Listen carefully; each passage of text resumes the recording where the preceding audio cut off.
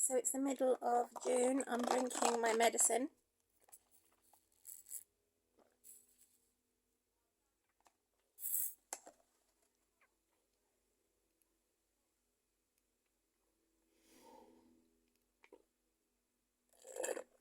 So there's residue left. Yeah. There's my medicine. And I have a pineapple drink. So this is called fibre gel for my tummy, which is made from husk of wheat. You help me go to the toilet regularly to recover from ulcers in my stomach or anything else. So today I've had salad, more salad, and dinner soup and more salad.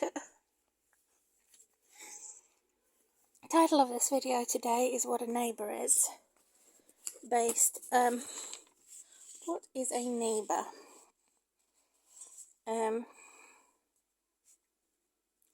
So I have a reference point, and I had written it. Let's pause this for a minute.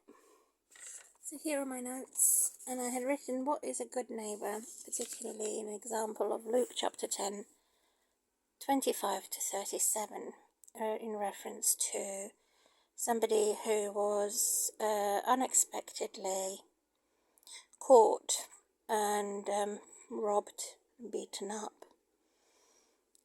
So the religious leaders that ignored somebody being beaten up made excuses and said it serves him right, or him or her right, whereas a good Samaritan came to support.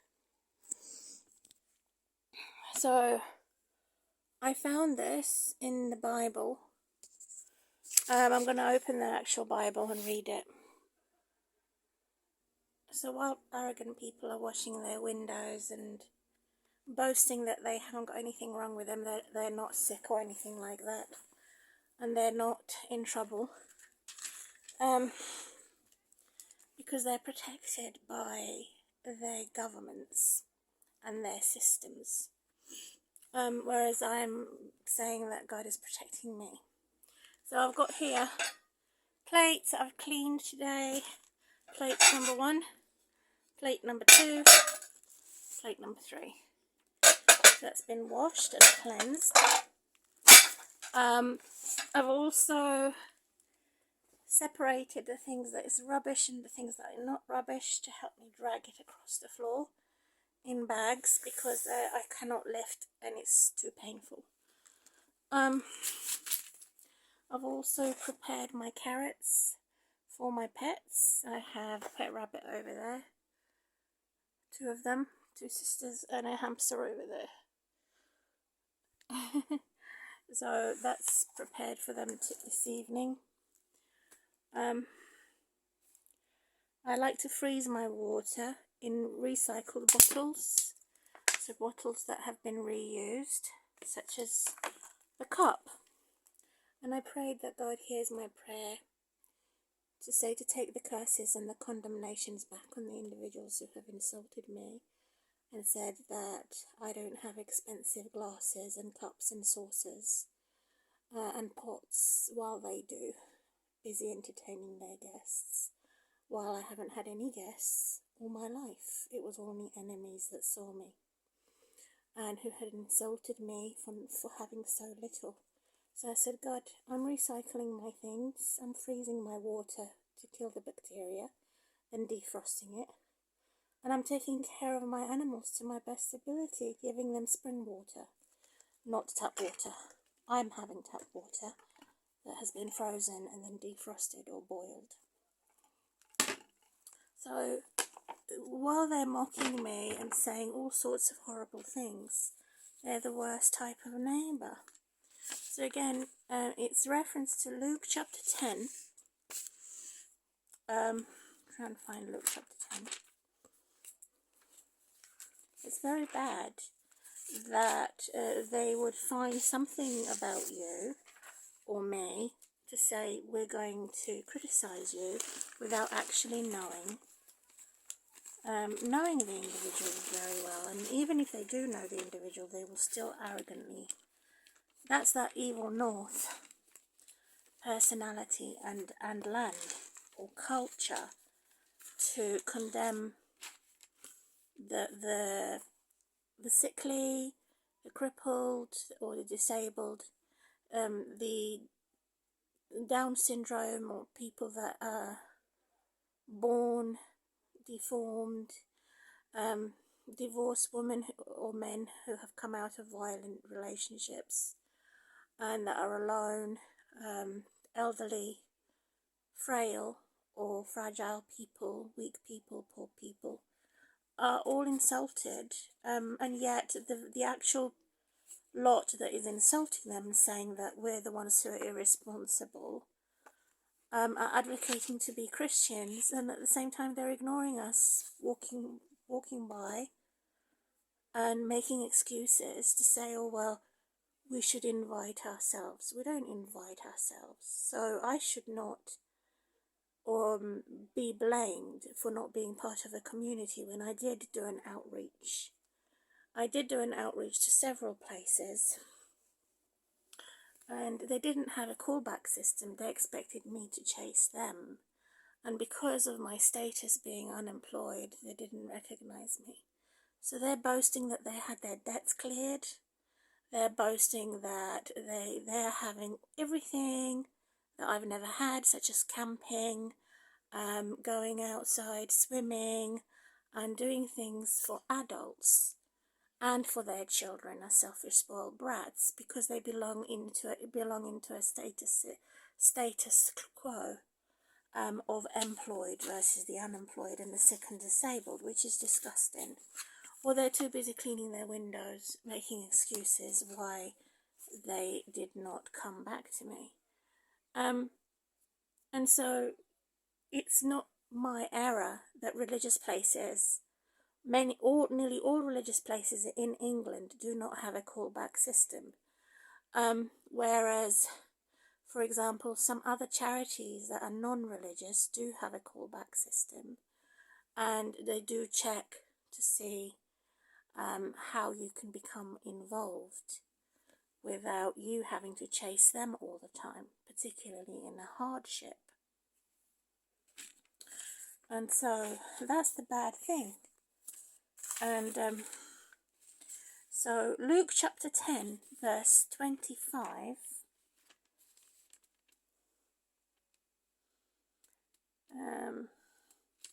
so a professional representation is important. However, you cannot expect someone to be professionally presented when they're not working.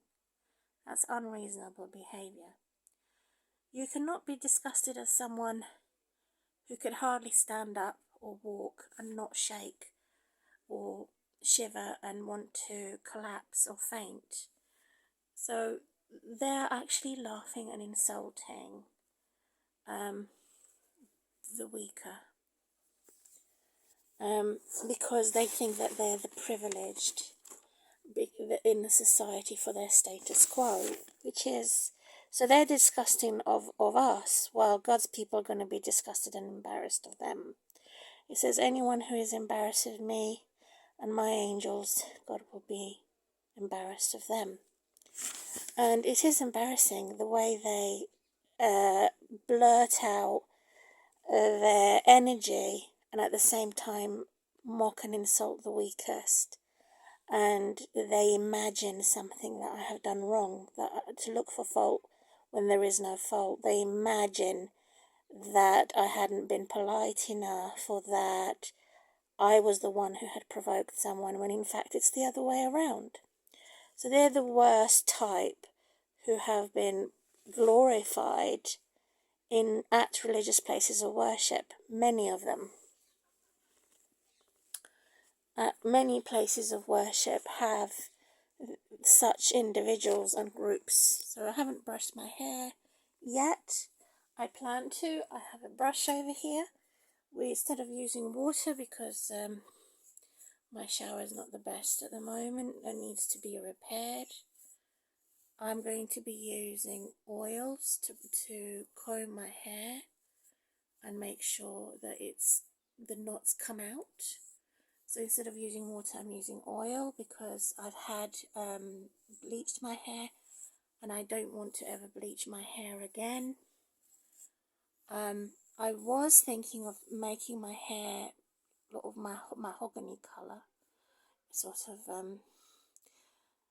dark red, but then I've changed my mind. My natural hair colour is black as this brush, so I will go back to my natural hair colour because this is a horrible mousy colour. I coloured my hair like this because I was missing my daughter. My daughter's hair colour is lighter than this, and I want to go back to my normal hair colour, which is black. So that's how I'm looking after my hygiene myself.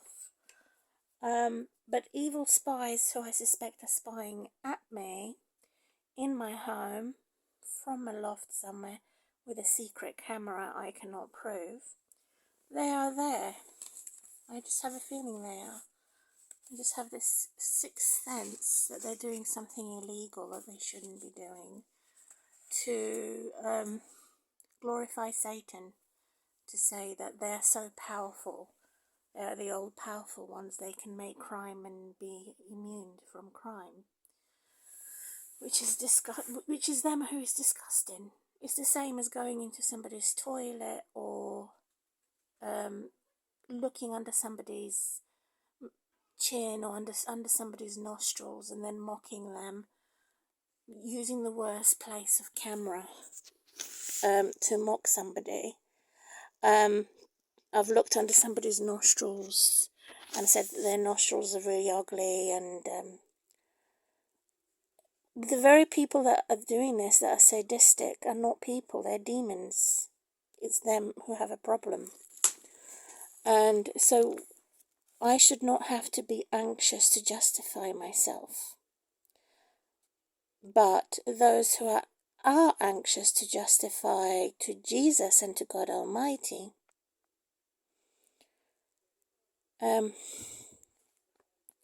is going to be a good neighbour and a good Samaritan. That means have lots of consideration.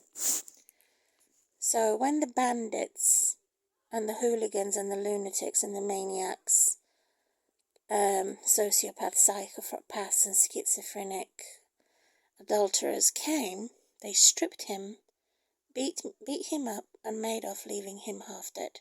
That's exactly what happened to me with Roger. He claimed to be weaker than me because he's older than me. He claimed that his revenge is more important than me. His frailty is more important than me being fragile. I mean, he's had so much more support than I have ever had, physically and emotionally. And yet, I have not had any of it. He's had a bigger family than me. He's had more lovers than me. He's had more friends than me, family and friends than me. He's always had someone to fall back on in times of trouble. And he knew I hadn't. That's why he attacked me. And also because he knew I was already persecuted by corruption within the government. It's like saying I have died or I have suffered because of COVID pandemic. I haven't suffered because I caught the disease. I suffered because all the shops were closed and I had no access and no support. So I was suffering with the disease, even though I hadn't caught it.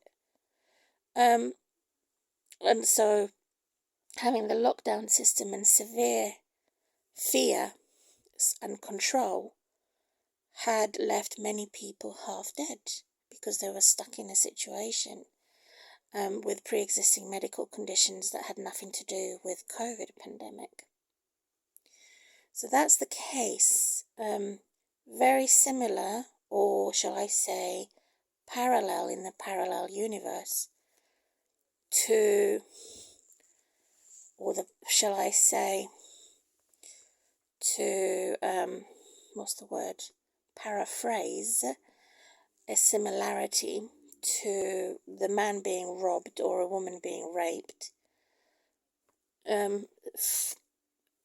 how similar it is to fall into the hands of those that don't care for you, and how God is so amazing, that reflecting on Psalms 23, God is my shepherd, God can actually transform a monster's hand or a witch or wizard's hand into being the most caring hand, so that I don't have to fear human beings.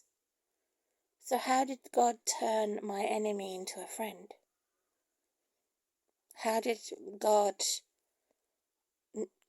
transform a frog into a prince?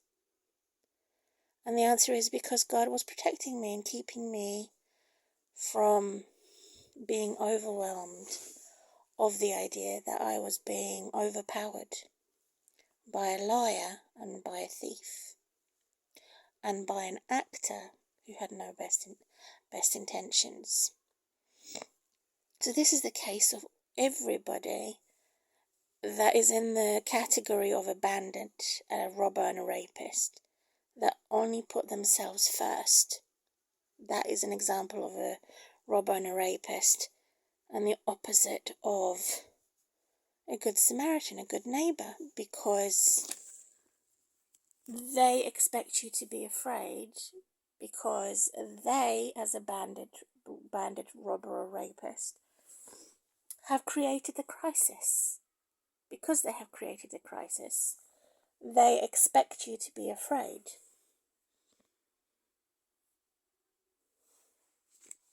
So they're the opposite of a good Samaritan, because they expect the worst case scenario. They expect to take every bit of energy, strength and beauty, steal it for their own glorification. And that is ugly, that is evil and disgusting. So the result is leaving the individual or a group where the crisis had occurred as half dead. So there's many have used the political pandemic, COVID pandemic for political advances, to say that we're going to increase the fear in the community so that we can dominate with our politics and our rituals. So this is a typical sociopath, psychopath, lunatic, maniac, someone that has severe mental health disorders. How are they put in the good books? How are they given a position of authority, leadership, and I'm the best looker in high places? How is that possible? And the answer is the corruption within the government that says we are now going to allow the blind to lead the blind. We're now going to allow the stupid to teach the stupid. That's the corruption within. The blind leading the blind and the stupid teaching the stupid. Because nobody wants to learn. And everybody wants to be better off financially, and saying that safety is everything, because safety is not everything.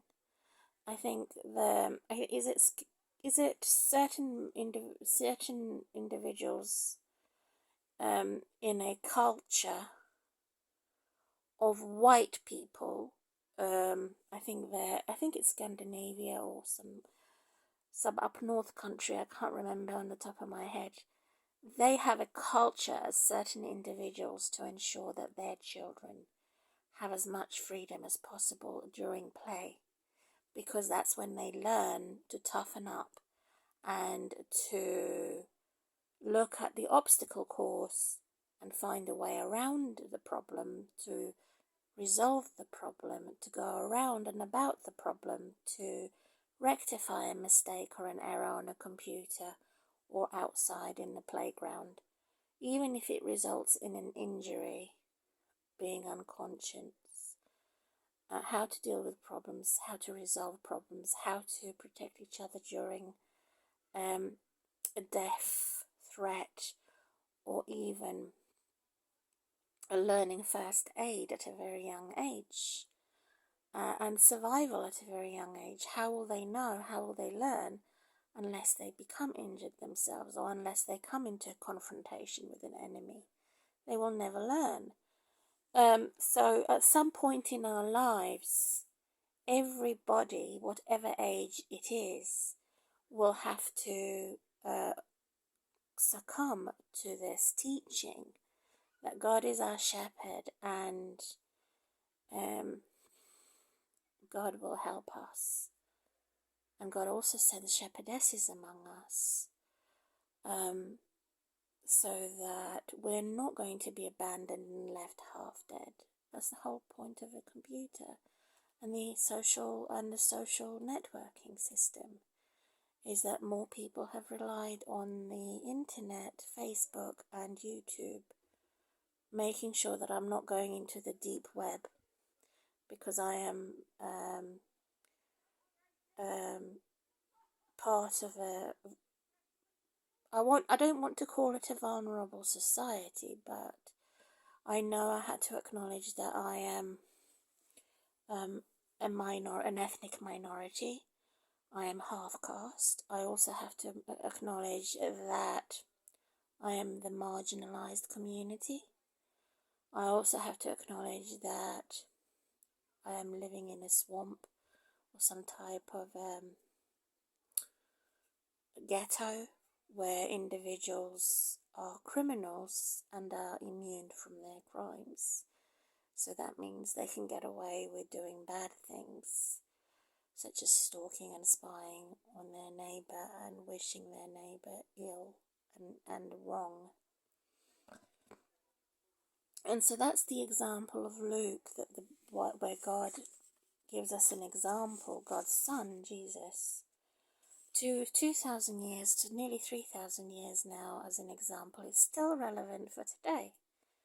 It's an everlasting word of life and teaching. How the priests, priestesses, and those in power, either political or religious power, have left this individual who has been beaten up, robbed or raped on the side of the road, put the blame and shame on the individual and said it was something that the individual has done or said, and it must be that individual who has become a victim fault and error. And of course it isn't. The individual was invaded, the individual was provoked and did not do any provoking. The individual did not do any teaching. The individual was just an open vessel of friendliness, an open vessel of being welcoming. But we all learned, particularly in the history books, which is secularist, nothing to do with religion, in the example of Christopher Columbus. Now, Christopher Columbus was welcomed, was given drink and food, and in return for the good that was given to him, he returned the good for evil. So how is this new system for the future and existing system of abuse becoming credited and discrediting those who have been kind? To say you're wrong for allowing us to come in the first place.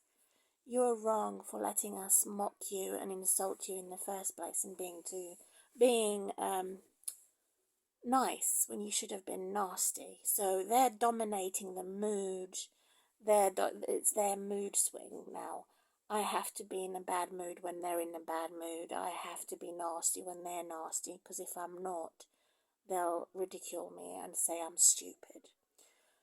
Which again is an issue of dominating powers that are which are tyrannical, oppressive, and as the example of Christopher Columbus. Now he went in there and he took everything and made off with all of these things from the natives, and said it's not your country, get out and you will die here. And it's now got my flag on it, and it's now got my language in it, and I'm the empire, I'm the king of the castle, and you're the dirty rascal. So this persona of a very strong east-north or northeast is the slave master that had dominated our history books, and even today. And yet they are the invisible enemy hiding behind education, and the invisible enemy hiding behind false religion, and the invisible enemy hiding in our neighborhoods with this type of personality disorder, which is an obvious psychopath or sociopath.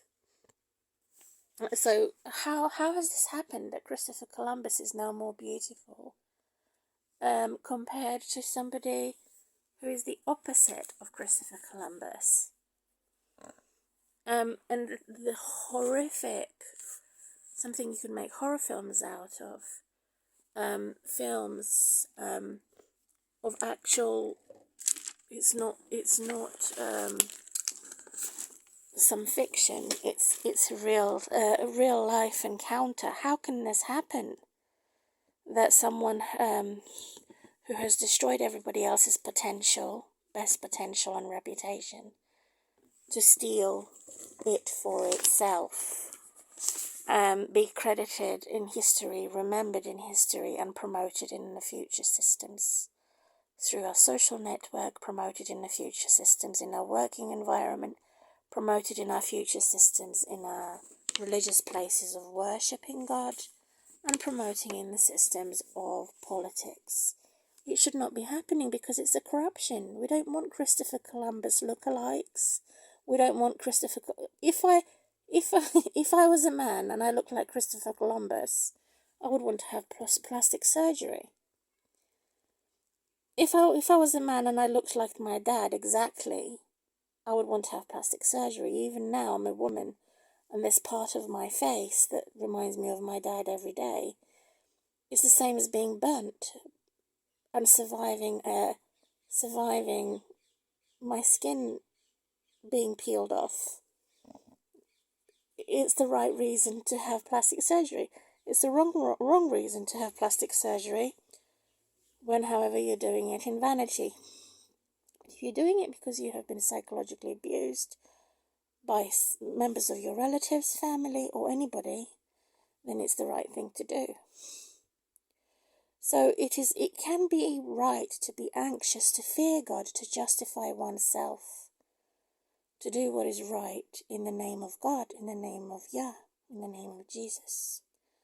But it is wrong to be anxious to justify oneself for a tyrant, for an oppressor, and for a bully, and for a criminal that is immune but for its crimes. And yet it's become more and more fashionable and more acceptable, particularly in the left and right governments, and it must be stopped. So instead of stopping the criminals, stopping these bullies, they were not stopped. So they got away with stripping him, with using and abusing him, and leaving him half dead. And it's so devastating that this is the case of a low-life personality disorder. We call that a sociopath or a psychopath, that has no empathy, and it has no ability, not even cognitive ability, to have empathy. And so often the police are too late to do anything that is right for protecting and keeping that person safe who has been forced to become a victim. And so we don't want, I'm not only speaking for myself, I'm speaking for Christian and religious communities, to be victimized for using the internet, particularly during a pandemic of COVID-19, and particularly for those that are already persecuted or frail and weak. So notice I have said, I don't want to be called the vulnerable.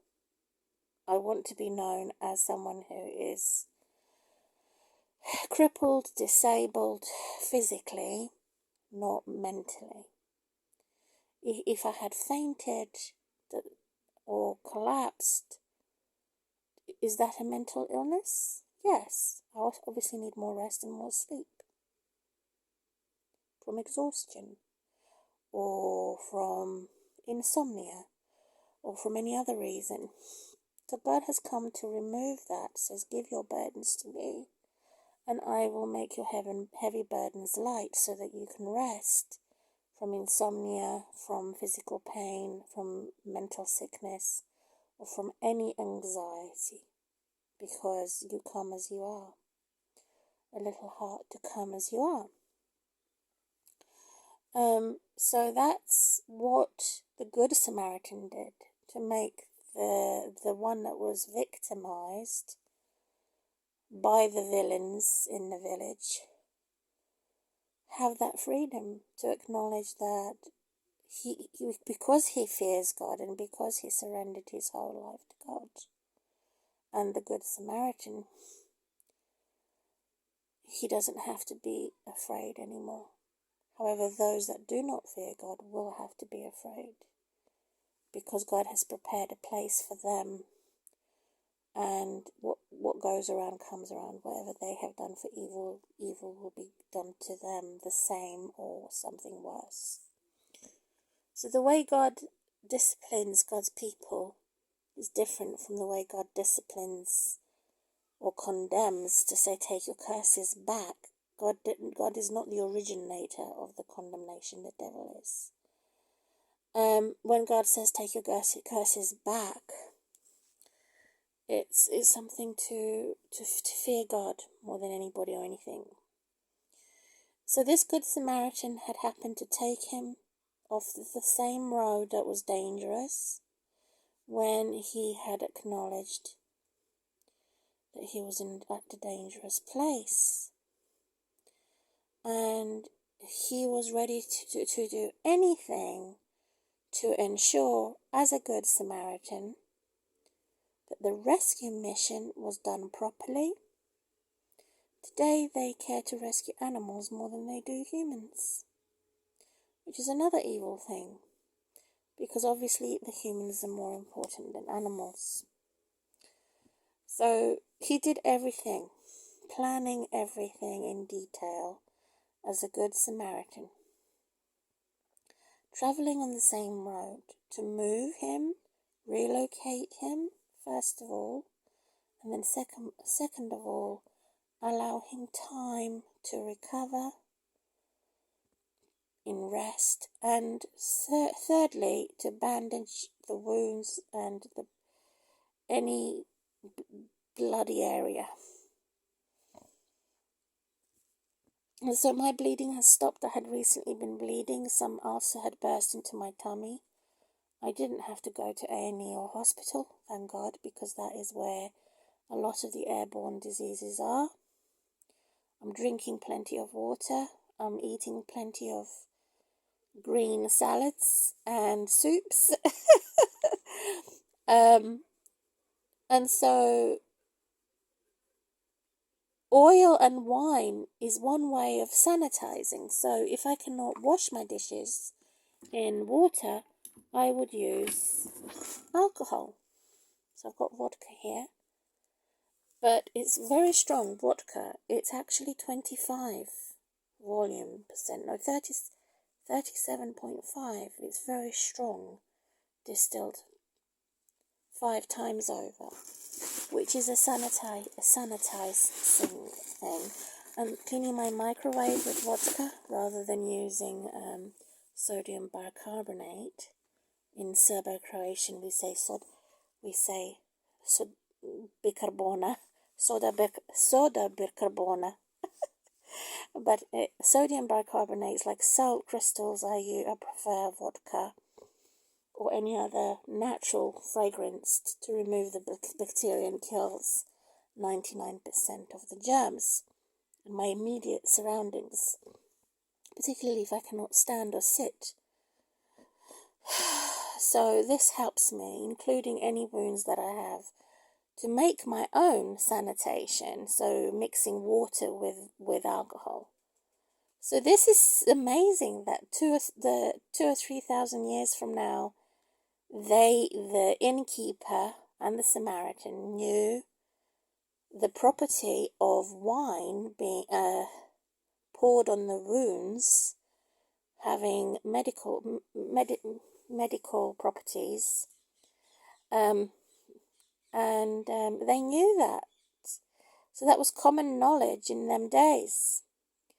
And as a sterilizing wipe. So during the pandemic of COVID-19, everybody had used wipes. I do also have wipes that I can also reuse, those that are not tissued as wet wipes, that I can reuse with my bottle of alcohol. I also transfer that in and dilute it into a spray. So the spray uses less. So I also have an oil bottle, so I separate my oil bottle, which is it looks like this, and refill it. It's not the same as my spray bottle, is different. So the spray bottle looks like this. So it's a spray bottle, and so I refill that, and that helps me save money, and it also helps me to keep myself well hygienic and cleansed and scrubbed. Even though my shower's broken at the moment, I need to contact the specialist to come once it's all clean and tidy to provide me a new pump, because every year their pump is broken. There's no bath here, there's only shower here, so hopefully one day I'll have a new accommodation that actually has a bath. But the advantage of being in a flat and not a house is that those who are my bullies cannot have as easy access to me in a flat compared to a base floor or floor base. So it's amazing that there was manpower. There's actually, it does involve lifting. It says he lifted him up, mounted him onto his donkey, and gave him money, minimal money, to ensure that he was recovered after being beaten up. Now, I haven't found a single person that did that. Not a single person. However, there is a single person that was willing to do that, who was my foster mum. But she was embarrassed about it. When I was about 18 or 19 years old, I had to go into hospital with an ear infection. And I caught an airborne virus, and she was embarrassed to say that she was my foster mum. But I don't know if she said she's there to look after me. She wasn't there to look after me, she just transported me there. She didn't look after me. The hospital did that. And so any expense that I have and that I owe that foster mum, such as a removal van, I want to give that back, but she insists that I don't have to give it back, which to me feels like a condemnation, because it's the opposite of a good Samaritan, because it's someone that's mocking me at the same time, to say, I know of you, but I don't know who you are. So that is not an example. That's the opposite of a good Samaritan. Some people will never try. Other people will want to try. Look after each other during times of trouble or sickness.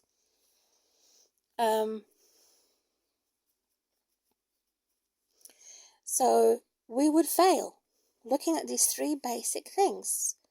If we have failed, so it's a checklist or tick list. Or I have not failed. We have not failed as a type of a good Samaritan. It doesn't say nurse or doctor. It says someone who is going to assist you or support you in your basic needs. So the government has actually taken this role, saying I have received the money, which is my welfare state benefits, for my basic survival, not for my and for my travelling, but it doesn't really cover travelling at the same time.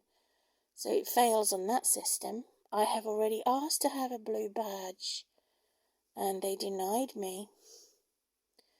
And they're now saying I have to do it on the computer rather than by post, which made it even more difficult for victimizing me at the same time by cyberbullying. So my travel expenses, which means I have less food as a result. My bills, it also means the cyberbullies have attacked my bills, the criminals.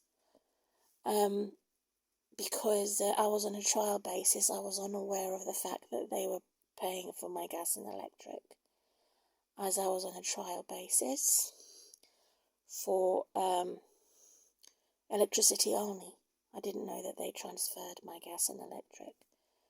So I had recently paid 2 months' worth of, and had not received any acknowledgement. So it's a very unprofessional, criminal place, and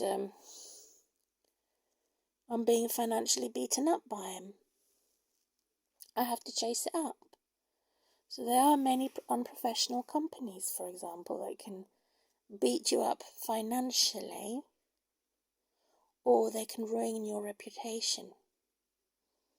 That's another way of beating you up, by spying on you and spreading disinformation to defame you. It's another way of beating one or group of individuals up.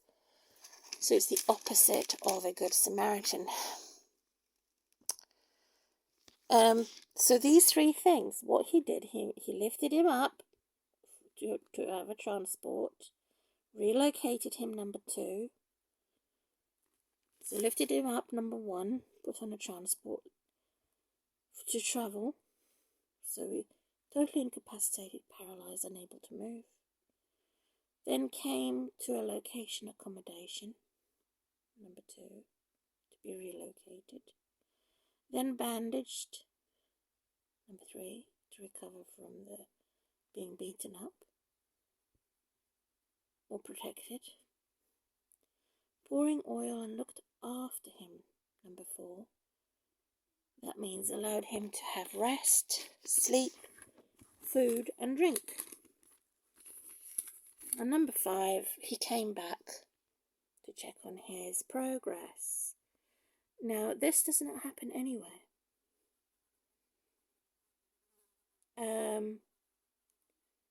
If a Good Samaritan exists, it's only 4 times a year. It used to be 6 times a year for anyone who has had an operation or surgery at a hospital. The government has reduced it to only 6 times, from 6 to 4 times a year, of someone checking on you to see your progress after a surgery. It does not exist unless you pay for it privately. At a hospital, with doctors and nurses, it doesn't exist. At religious places of worship, it doesn't exist. Those who have attempted suicide on abortion or abortion, who have said no and resisted that temptation, there is no agency or service that exists on your aftercare to see how you are progressing. Very hardly does it exist unless you have pre-registered. So that's where the neighbour's supposed to be. The neighbours are supposed to check on your progress. How are you? It's a curse and a condemnation when you have no one to ask, how are you? And this is my experience with my foster mum. This is my experience all of the time I've known her, ever since I was 16. She was, I think, in her 50s or something like that. She's now in her 80s. Something like that. So this should come naturally to God's people. As neighbours, as workers, as religious places, they should have these systems in place to check on you, to register you, all of you who have been baptized at a certain place. How is your progress after divorce? How is your progress after being socially isolated for 9 to 10 years?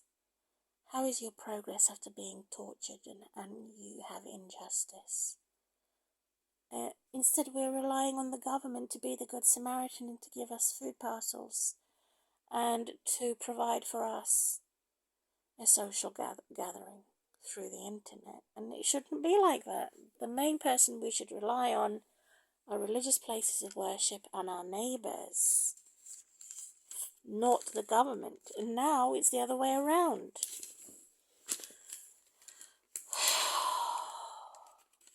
How are you after being beaten up in domestic abuse? 2 weeks in the aftermath. How are you after having a major surgery or life-threatening surgery? Or after you have had a bullet, you have been shot. And so how are you after being accused of being a criminal when you're not, by the very criminals? So this is the fifth point of what a Good Samaritan is, that most people fail in every country, in every neighborhood, in every community. So to spy on people because I'm a member, I have registered to be part of the neighborhood watch, is there to be conscientious about our safety? Is there somebody going to attack? Watching out for and protecting our neighbours' homes while we're on holiday, and things like that. But it is a different nature, it's a different persona, it's a different thing altogether.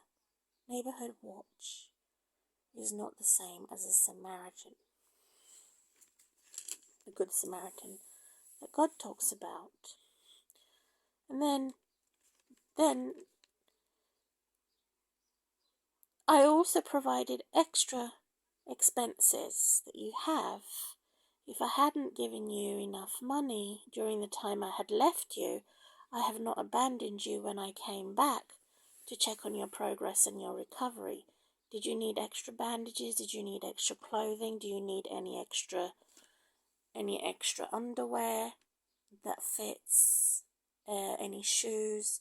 So we have the soup run once a week in many religious places of worship to feed the homeless and the weak and the outcast. However, once a week is not enough. And once a week is not going to say that this returning to ask, how are you, with simply giving somebody a soup or a sandwich is not actually enough. It doesn't actually answer the question, have I provided you extra that you need, specifically? Because a bit of a soup and bread or sandwich is not going to specifically give the extra of what that individual needs to recover and recuperate.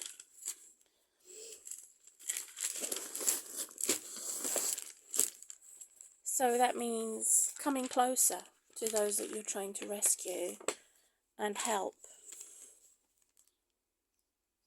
to go back into work, to go into losing weight, to maybe provide somebody who could provide extra cleaning without insulting somebody, or going for a walk without sexually advancing comments that are perverse, because you're taking somebody for a walk who is elderly, frail, or young and fragile, which is disgusting. I mean, I used to have this woman come over as a physiotherapy who made me overdo the walking and said, come on, you're not old, you can walk. So I walked for miles all the way to my hairdresser's. I normally get the bus there and then come back.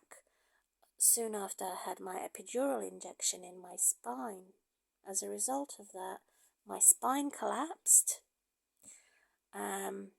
I had lost my saddle sensation. I couldn't feel anything. And I was in a lot of physical pain. I was paralyzed and incapacitated and bedbound. I couldn't move because I overdid it. While she was boasting that she got married and went abroad or found another job and relocated to her workplace. So I think it was a setup. I think she was planted there by the devil to ensure that any progress I made for my recovery was destroyed. And she succeeded. So I have had my enemy through professional cover-ups and political cover-ups totally destroy anything I try and build. So God is condemning them. Also, my ex-husband and the 2 men I have ever been with hated me, my voice. They hated my reading the Bible. They didn't want me to read the Bible. I remember actually hiding in the loo room to read my Bible while I was on the toilet.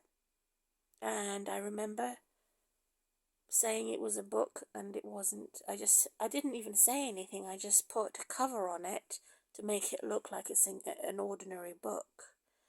And I left it there in the newspaper magazine rack. And I used to just read it there while I was on the loo. So it was like living with a T-Rex, or living with an enemy. He used to say, "You make me cringe every time you talk about God and your invisible friend." So he was a horrible man that I was married to, who would continually look down on me for my religious beliefs that I kept to myself as a result of reading it or writing any notes in regards to the law of love. And so, if that isn't all that gives us strength for mental health and physical health, the parable of the Good Samaritan. That's the example how to be more morally right and how to have a civilization, point 1. Point 2 is the example of Mary and Martha regarding the workaholics. And point 4 would be the Lord's Prayer, not point 4, point 3, which splits into 4 points, 4 to 5 points, 4.5 or maybe 5 points. I haven't on the top of my head, but in Luke 11, which was the 3rd point, how to overcome perversion, because God is against arrogance and perversion. So these 3 main aspects, I said the Good Samaritans, and I also said workaholism. So how to care, number 1. Number 2, how not to be a workaholic and be over-ambitious. And number 3, how not to be a pervert, and to say to purify our hearts through the Lord's Prayer, and how effective prayer is. The sign of Jonah, who went to preach to the perverse generation, and the Queen of the South, who was a black woman. So how Jonah and the black woman were very similar. They both were against the perverse generation. So that's it. I've completed my video on civilization. And who destroys civilization? It is the adulterous, the warmongers, those who are easily disgusted, those that make the weak people even more victimized and ignore our pre-existing conditions. So passing over evil get this, did I have relief listening to music or watching any film or subscribe to anybody that is going to do the opposite of what I've said, destroy civilization? And the answer is no, of course not. So that's how I close my video now. I'm Maya Maria, and my new name is Lema, officially changed. Bye.